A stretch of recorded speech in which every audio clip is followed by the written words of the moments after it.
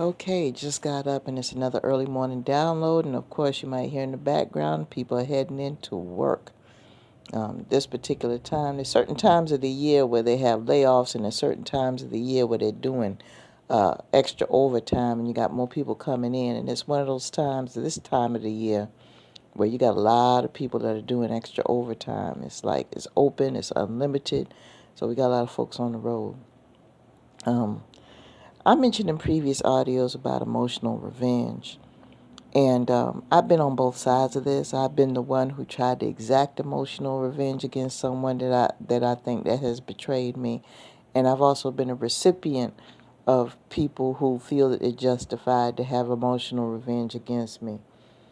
And I'm going to tell you something. In either case, it's not a good thing to deal with. It's really not.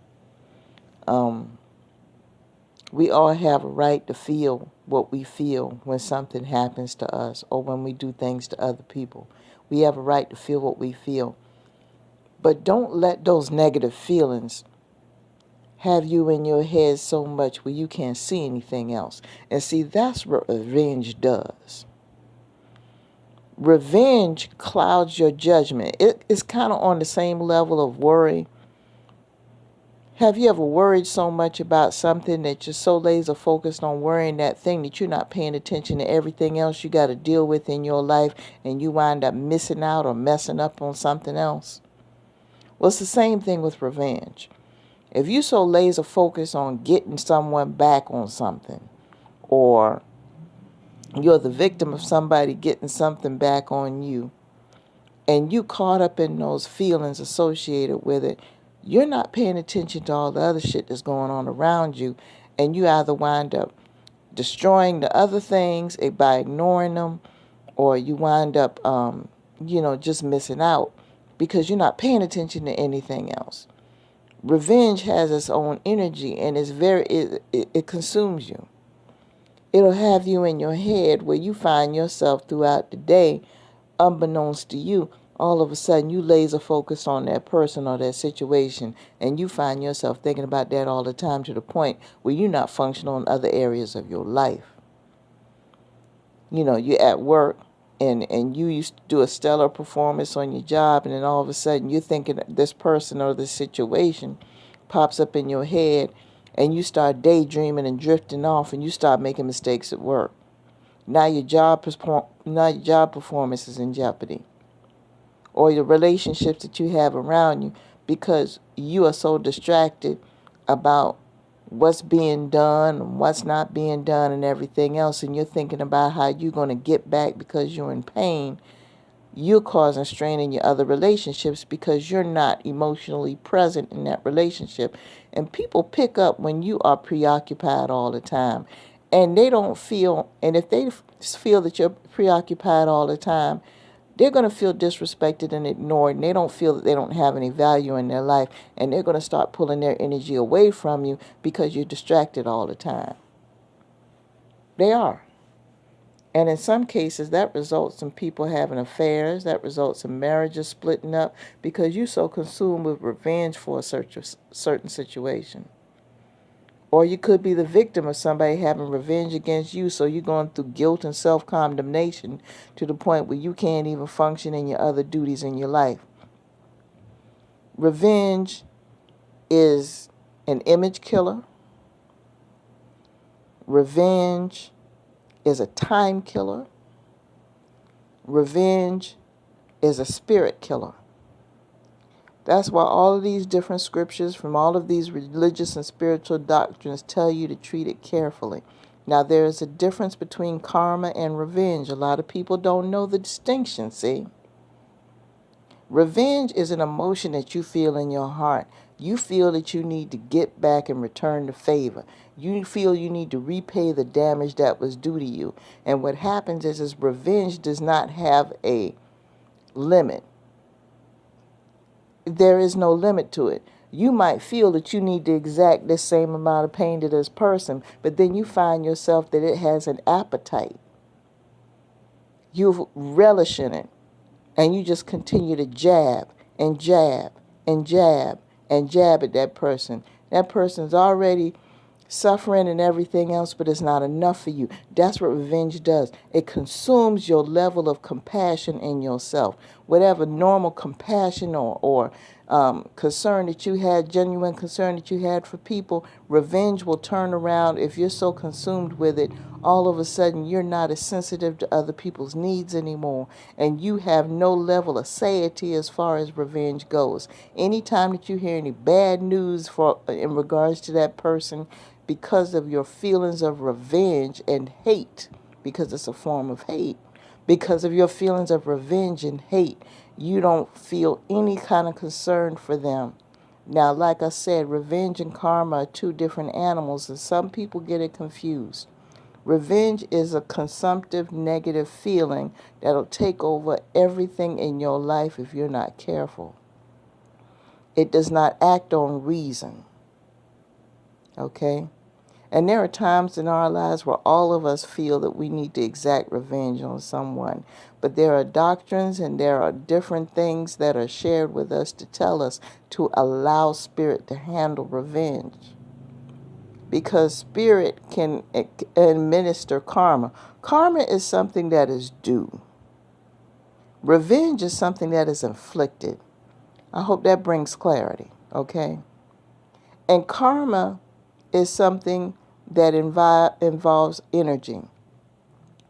If someone has done something to you in a negative headspace and negative energy, and they have not done anything to try to rectify the situation, and they have not done anything to change their attitude or change their life, and they're still operating in that same space, then they are subject to endure the same karma. They're subject to go through the same situation that you went through. The pain that they caused, they're going to get that same pain back because they are still operating in that negative energy. Now, does that mean that a person who's changed doesn't go through some shit after a while? They do, but the level of pain is not, the level of punishment is not as bad because they are in a different headspace now. They can use that as a way to be a testimony to someone else. They could use that as a lesson learned and use that to teach other people. That's what happens when somebody changes their outlook and the way that they live their life. I know this is going a little deep for y'all, so if you have to kind of do this in bits and pieces, I get it. I'm just trying to verbalize it as much as I can because, these things come to me, and sometimes they're hard to say. So just stick with me. I'm not going to be much longer. Revenge is a feeling that is easily out of control and is damaging. No, it is not abnormal for someone to have feelings of revenge after something is done to them that is unwarranted. That's understandable. But when you let those feelings consume you to the point where you take your otherwise normal, blessed life and allow it to mess it up because you're in a headspace, then that's a problem. And unfortunately, there are some people, especially ones that claim to be saved and in the church or claim to be religious, and the first thing they'll say is, instead of just processing the fact that they're feeling revenge against something because they were betrayed, they'll sit there and put on this fake persona and say, oh, well, I'm going to let the Lord fight my battles.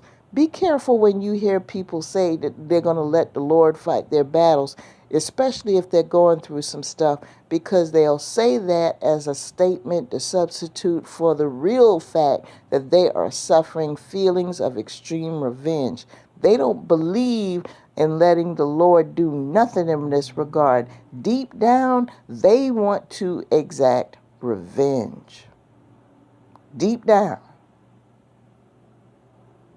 Now, like I said, in the beginning, the initial shock, you're feeling those feelings. But if you're running into this person years later, even though the act has been long forgotten That person has totally changed their life. That person has probably tried to extend an olive branch on more than one occasion, but they have been stomped on and spit on and everything else. And this person, years later, is still talking about that pain while it's still fresh. They've been operating on feelings of revenge all this damn time. And some of y'all have encountered one or two people in your life that are like this. That one person is still complaining about how their cousin stole their boyfriend. Now, mind you, now the boyfriend probably long gone and out of the way. And then you find out later on, anyway, the boyfriend wasn't worth it. So the cousin did you a favor. You don't see that. But the cousin has changed their life around, probably has apologized on more than one occasion, tried to establish a close relationship, and you sat there and you faked the front like everything was okay, but deep down you were feeling revenge. Now, who do you think in this case is going to suffer the worst karma?